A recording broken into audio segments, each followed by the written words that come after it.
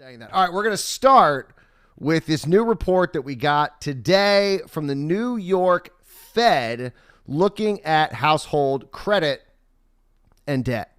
And not surprisingly, record numbers out in the fourth quarter. So aggregate household debt balances totaled $15.58 trillion in the fourth quarter of 2021.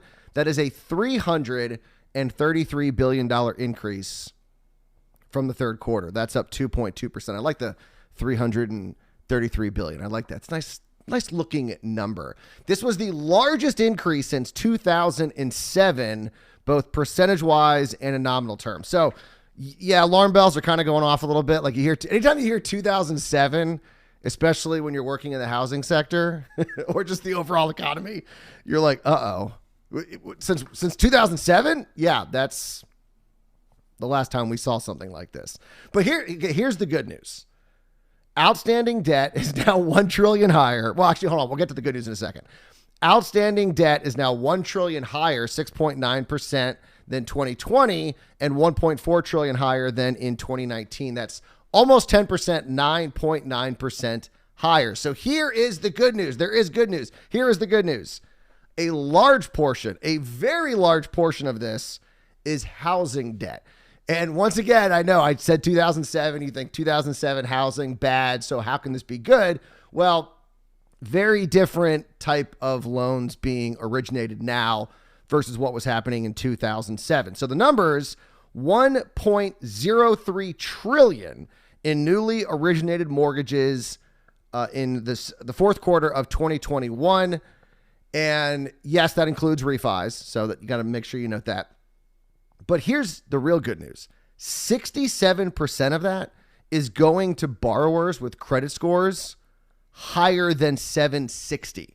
So this is not 2000. This isn't close to 2007. I would bet, I don't have the numbers in front of me, but if you were looking at 2007 and you're looking at where the majority of loan originations were going, it was not to people with credit scores 760 and above. It was probably 560 at best. So not even close to what we saw in 2007. So in total, mortgage originations hit an all-time high, $4.5 trillion in 2021. So like I said, the good news is that a lot of this debt is home debt. And yesterday we talked about how many homeowners, or was it yesterday or the day before on the podcast? Can't remember. My days blend. I think it's somewhere 41.9% of homeowners across the country are equity rich. Very different than what we saw in 2007. So that's the good news, is that a lot of this debt is going to, or it's debt that's backed by assets that are not underwater. That's the good news. Now, here's some of the bad news. Skyrocketing automobile prices mean bigger loans for consumers to buy said cars. The volume of newly originated loans, which does include leases, was $181 billion, primarily reflecting the higher origination amount per loan rather than more loans originated. So it's not that more people are buying cars. It's that the cost of buying a car has increased. And we've talked about the inflation data many a times here on the podcast. And let's just say one of the big reasons for the inflation has been not only new car prices, but used car prices.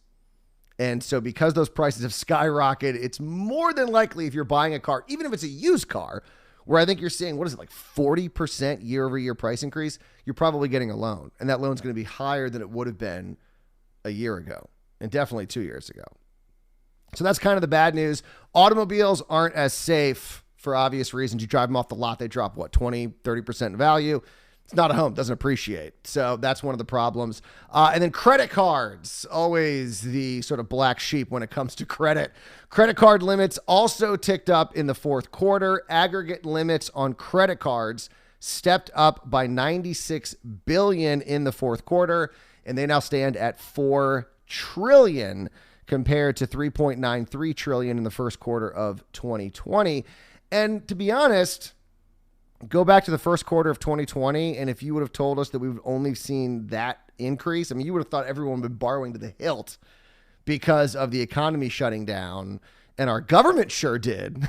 But the people, I would have thought that number may have been a little higher. But here's something that's interesting out of this report from, once again, the New York Fed.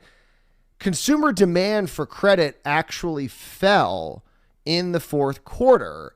Looking at credit inquiries, which is usually a sign of people demanding, they put forward a credit inquiry because they're demanding credit.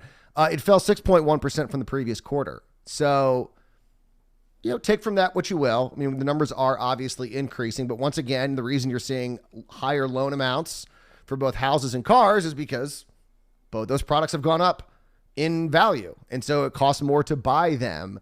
But it's interesting that credit inquiries actually fell. So could that be the silver lining when it comes? Because you see debt and everyone gets very freaked out, especially when you hear we haven't seen this jump since 2007. But then once again, remember what was happening in 2007. Home prices were spiking. And with one of the biggest causes of household debt is mortgages. If houses go up, loan amounts have to go up, and therefore you get more household debt. But the fact that, once again, most of the debt is in a asset that is appreciating, especially right now, it's not that bad, and especially the demand for credit. Because, when things are getting really bad and people are tapped out, they start running and borrowing. And so the fact that we actually saw credit inquiries decline, I'm going to take as a good sign. And so even though the numbers are up, I think all in all, not a bad report. Now we